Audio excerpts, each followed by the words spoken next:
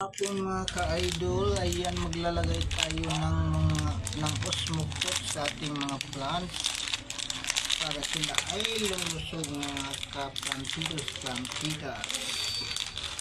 Ayan guys, nalagyan ko ang aking variegated cardboard para siya ay tataba.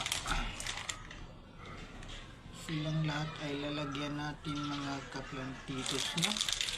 Ayan, tama ba yung paglalagay ko mga ka-plantitos? Comment lang po kung tama po ba. Ayan, iniikot-ikot ko lang dito sa may puno nila para magkakaroon sila ng taba. Ayan.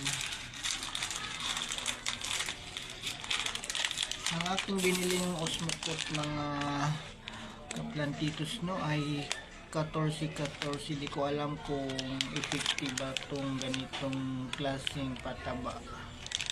Ayan mga ka-plantitos, shout out sa mga nakaka-relate nitong pagiging plantitos natin.